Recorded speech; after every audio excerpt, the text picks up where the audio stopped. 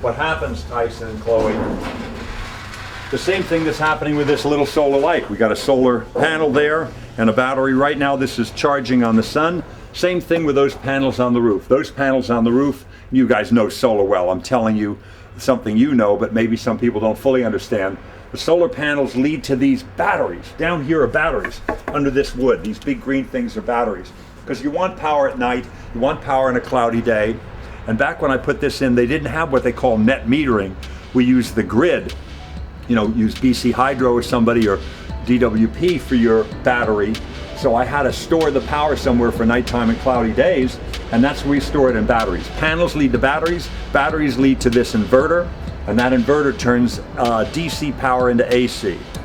And so come on back up a little bit here, Tyson, you can see. Oh, actually, we switched it off because I was out of town and it was very cloudy in my absence.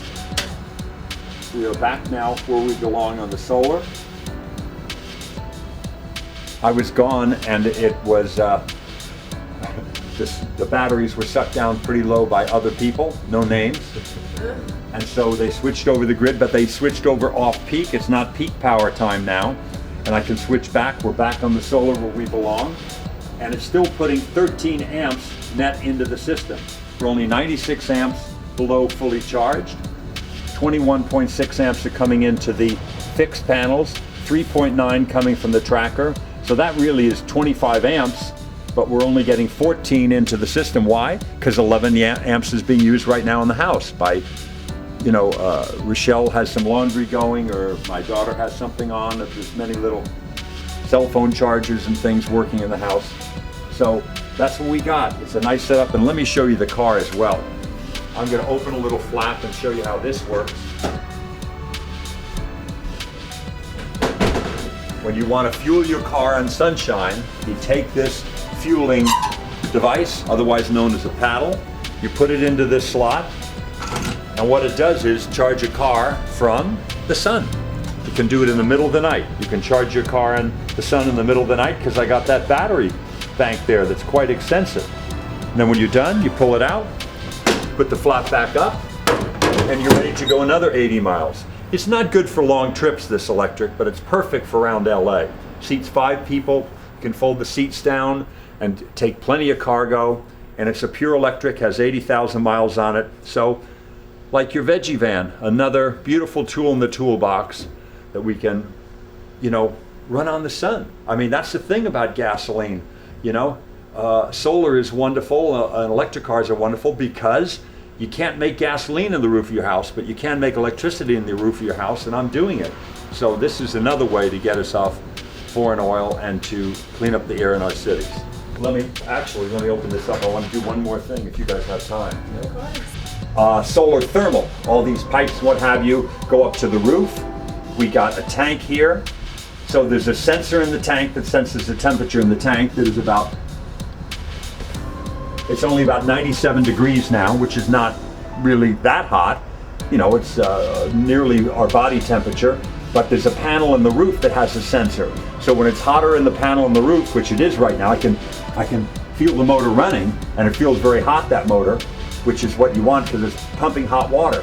When the sensor senses that it's hotter on the roof than it is in the tank, it pumps water through. Because you don't want it pumping when it's too cloudy, then it'll act like a radiator. It'll cool the water in the tank.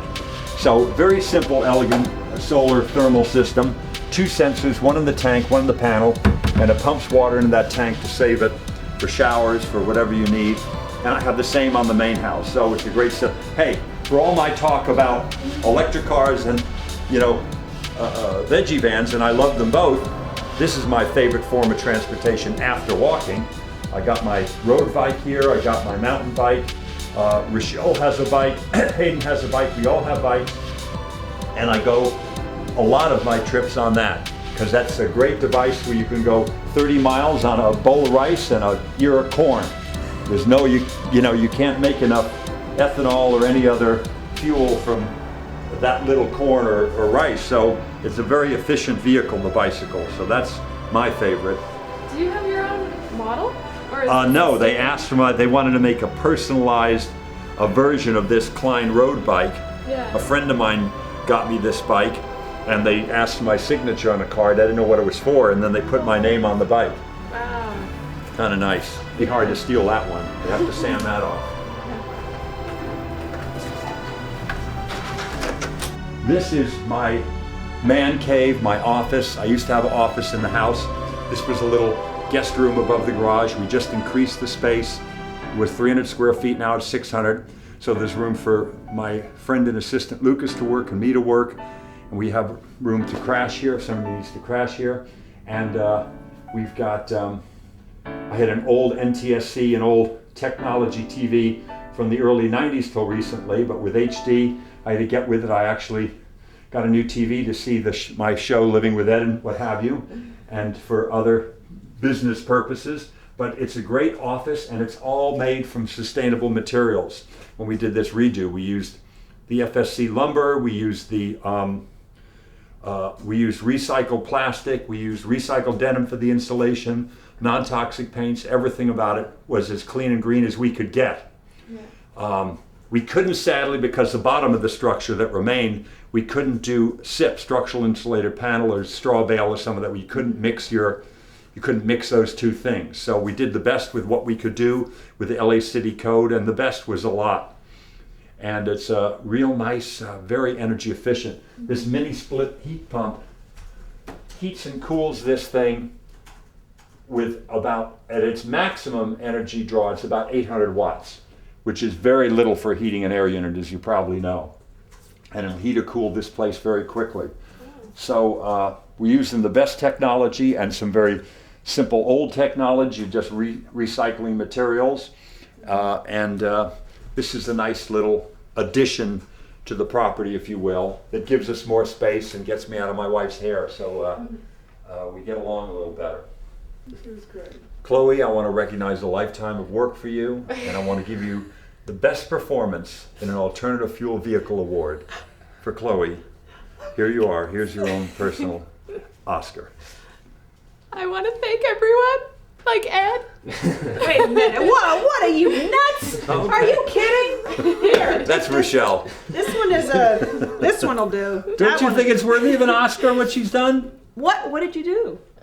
They drove the veggie van. From where? Here, no, maybe from you Orange should get County? it. You drove Here. it from Orange County? No, they're from from British Canada. Columbia. Oh, now that is an accomplishment. Best performance for Okay, a so wife in all a right, continuing here. marriage. Exactly. Believe me, I've earned it, and believe me, it's going with me.